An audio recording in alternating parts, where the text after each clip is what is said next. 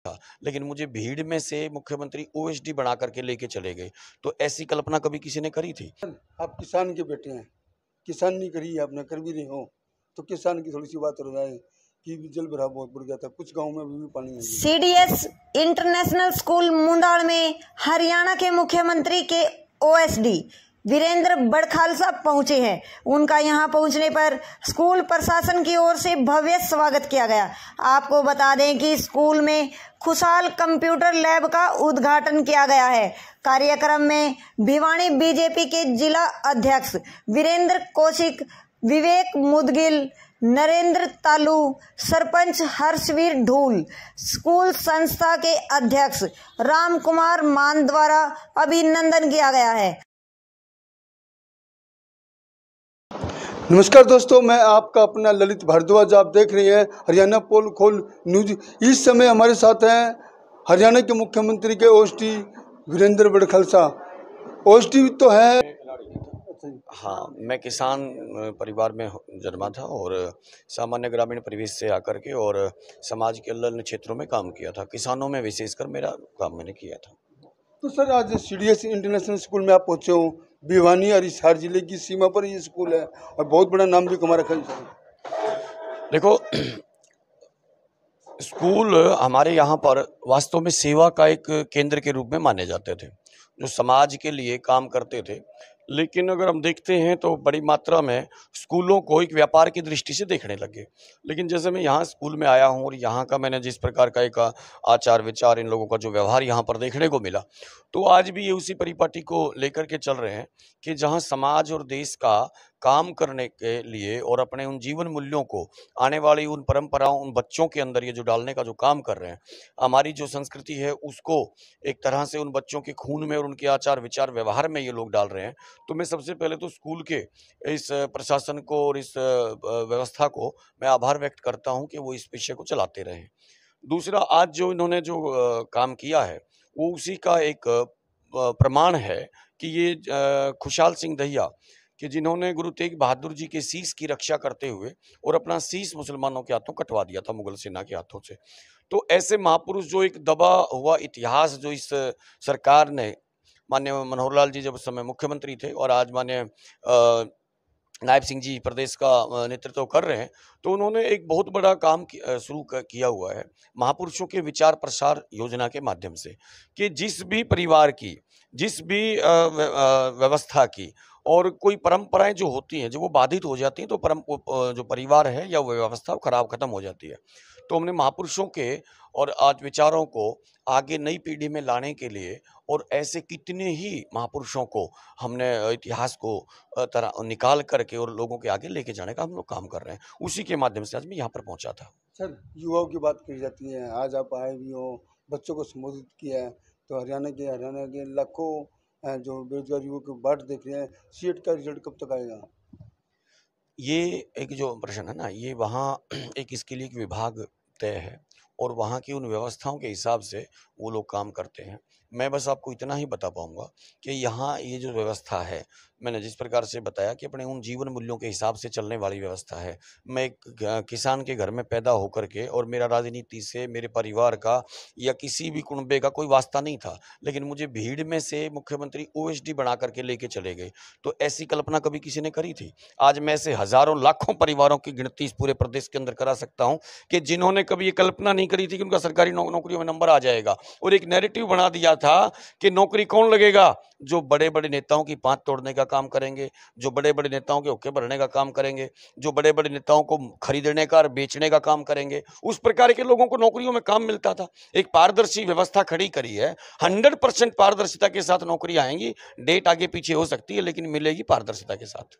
Sir, आप किसान के बेटे हैं, किसान नहीं करी है आपने, कर भी रहे हो, तो किसान की थोड़ी सी बात हो जाए कि जल भराव बहुत बढ़ गया था, कुछ गाँव में अभी भी पानी है जी।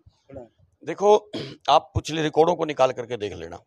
हमारी सरकार, माने मनोहर लाल जी के उन शब्दों को मैं अक्सर से यहाँ पर बता रहा हूँ, वो ये कहते थे कि अगर मैंने किसी ज़मीन को खेती लायक बना दिया और आप बजट निकाल के देख लेना कि हमारा जो फ्लड एजेंडा में जो बजट लगता था और उसके जो काम की रिपोर्ट आती थी वो कितनी होती थी, और हज़ारों एकड़ ज़मीन को हमने फ्लड से मुक्त किया था। और एक अलग मामला है कि किसान के लिए तो मैं एक वो लाइन भी मैंने लिखी थी कि प्रकृति से लड़ता भिड़ता कभी प्रकृति से लड़ता भिड़ता फिक्र कभी ना तन की जाने। तो इस प्रकार से जो प्रकृति से जो भिड़ते हैं, जो लड़ते हैं, वो किसान की खेती, वही को किसान बोलते हैं। और ये जो प्रकृति है, ये समय समय पे कई बार इस प्रकार से अब की बार बहुत ज़्यादा वर्षा हुई है, इसके कारण से जल भरा हुआ है। लेकिन पूरे प्रशासन को अलर्ट पे है कि जब तक एक एक ज़मीन का पानी नहीं निकल जाएगा, हम उस दिशा में लगातार प्रयास खत्म नहीं करेंगे। और लगातार हर गाँव में इस प्रकार का काम चल रहा है। लेकिन फिर भी अगर कोई इस प्रकार का विषय अगर आता है, तो मैं आपको ये वचन दिए जाता हूँ कि आप मुझे बताएं, मैं प्रशासन से अभी उस विषय को आगे उसको समाधान कराने का काम करेंगे जी। तो भविष्य की क्या योजना है सरकार की? भविष्य की तो योजना यही है कि आम जीवन सहज बने। आज हरियाणा दुनिया के, भारत के नक्शे के ऊपर एक चमकता सूरज है और सारा जो यहाँ की जो अर्थव्यवस्था का एक बड़ा आधार बनेगा। छोटे प्रदेशों में बड़े प्रदेशों से ज़्यादा आगे बढ़ के काम कर रहा है। चाहे हमारा GST का जो संचय है वो बढ़ा है। आज पूरे देश के अंदर पूरे जो उद्योग का जो एक वातावरण यहाँ पर बना है, रोड की कनेक्टिविटी, एयरलाइंस की कनेक्टिविटी और रेलवे की कनेक्टिविटी, बिजली की क्वालिटी, ये सारी चीज़ें यहाँ पर बहुत अच्छी हैं। आज हमारी इच्छा है कि यहाँ का हर किसान उद्यमी बने और हर युवा प्रगतिशील और एंटरप्रेन्योरशिप की दृष्टि से वो एंटरप्रेन्योर बने। तो ऐसा करके हम लोग इस विषय पे काम कर रहे हैं।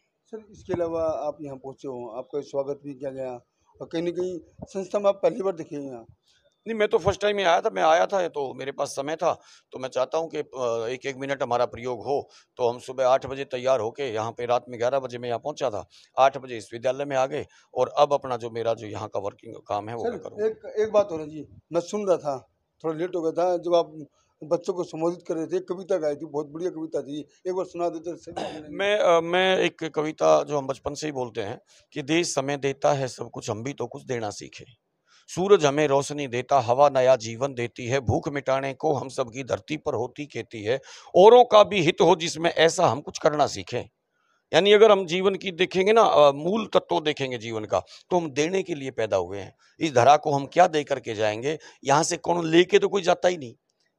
यहाँ जो दे करके गया है उसी के गुणगान होते हैं। आज मैं जो बात करने आया था वो शीश कटवाने की बात में एक लाइन और बताता हूँ कि हम परंपराओं से ये जो आचार, ये जो हमारा महापुरुषों के विचार प्रसार योजना है, इसका भाव यही है कि जब मैं एक लाइन बोलता हूँ कि जब जिस पतंग की कट जा डोर वो आसमान में, और जिस पतंग की कट जा डोर वो आसमान में, और बस रहेगा पल दो पल। जब आंधी आवे घोर जा पेड़ जड़ाने छोड़, फिर छां रहनी ना फल, फिर छां रहनी ना फल। और जिस पत्थर के पत्ते जब मिट जा वे रुड़ते अंडे हैं, पर जो देश भूल जा इतिहासा ने वे आज रहने ना कल, वे आज रहने ना कल। इसलिए आज उन इतिहासों के साथ जुड़ करके और भविष्य को दुनिया का विश्व गुरु इस भारत को बनाए, विकसित भारत को बनाएंगे और प्रधानमंत्री जी के सपनों को पूरा करने के लिए हर आदमी को अपनी कमर कसनी पड़ेगी। धन्यवाद। ये थे हरियाणा के मुख्यमंत्री के OSD वीरेंद्र बड़खालसा। आज यहाँ पहुँचे थे, इन्होंने लैब का उद्घाटन भी किया है, इतना नहीं बच्चों को भी संबोधित किया है और उन्हें जो कहा वो आपको दिखाने का भी काम किया है।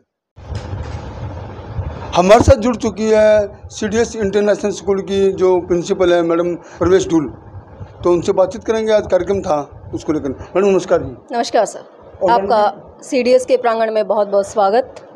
ठीक है सर, बिल्कुल आप बताइए।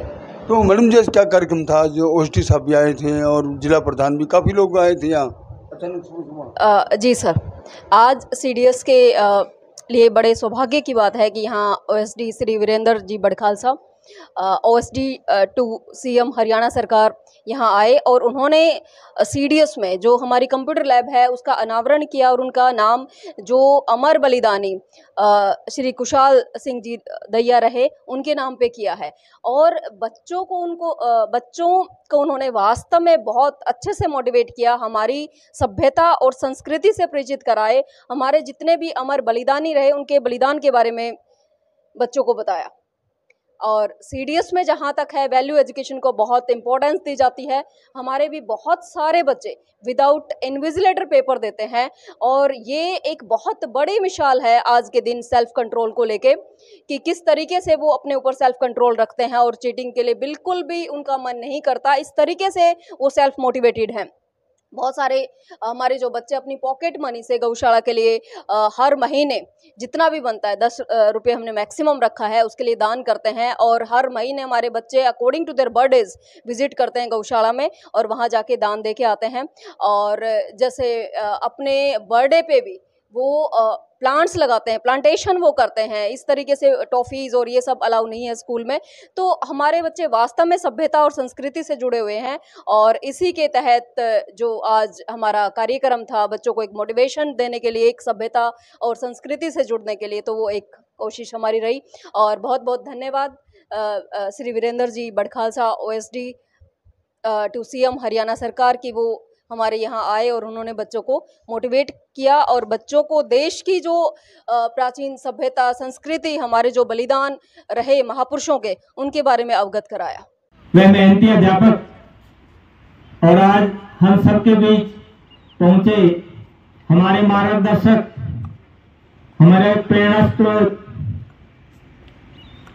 पवित्र व बलिदानी जीवन भूमि से आए हुए हमारे वीरेंद्र सिंह जी, जिन्होंने अपना जीवन समाज सेवा के लिए समर्पित कर रखा है। जिस भूमि से आप आए हो वो भूमि हम सबके लिए प्रेरणा स्रोत है। आपने अपने जीवन काल के दौरान राष्ट्रीय सेवक संघ RSS, एक किसान नेता जिन्होंने लगातार किसानों की बातें उठाई, क्योंकि आप ग्रामीण पृष्ठभूमि से जुड़े हुए नेता हो और आपने हर चीज को बड़ी बारीकी से देखा है। किसान की हर समस्याओं को आप रूबरू हुए हो और आपने लगातार उन पे काम करने की कोशिश की है, उन समस्याओं का समाधान करने की कोशिश की है। इस समय आप CM to OSD एक विशेष कार्य सलाहकार के रूप में कार्यरत हो और लगातार अपने समाज के लिए सही नीतियों को बनाने में सहयोग करते हो। मैं अपने पूरे CDS परिवार की तरफ से आपका हार्दिक अभिनंदन करता हूं और आभार प्रकट करता हूं कि आपने कीमती समय निकालकर इन बच्चों को एक ऐसे हम यहाँ पर जो इकट्ठा हुए एक विशेष जानकारी की देने के लिए आए थे और जानकारी ये थी कि आज अगर हम यहाँ पर अपनी मान्यताओं के साथ जिंदा है, आज यहाँ पर खुली हवा में और स्वतंत्र देश के नागरिक हैं, तो ये इसके पीछे हमारे पूर्वजों ने बहुत बड़े तप किए हुए हैं। यहाँ कोई कहिए ये ना मान के चले कि हम फ्री में यहाँ पर बैठे हैं। जैसे आप यहाँ पर पढ़ रहे हो ना, तो आप ये ना मानो आपके पीछे ही बहुत बड़ा तंत्र काम कर रहा है। आपके माता पिता सबसे पहले उठते ताकि आप समय पर स्कूल जाए।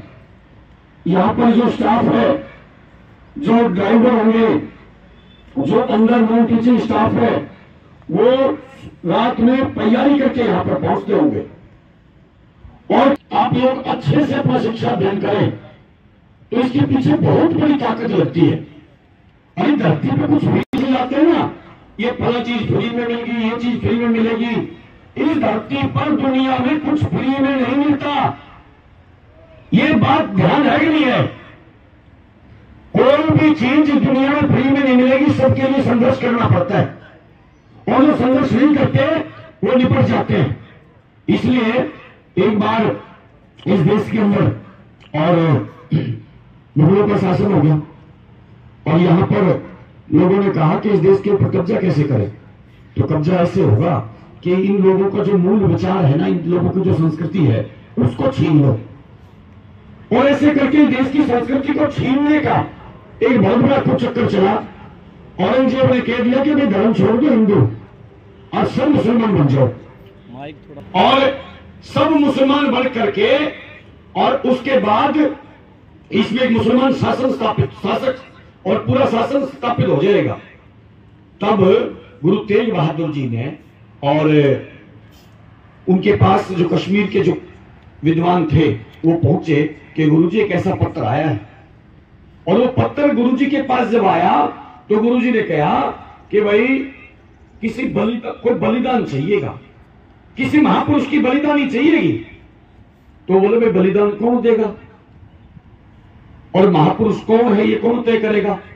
तो छोटा सा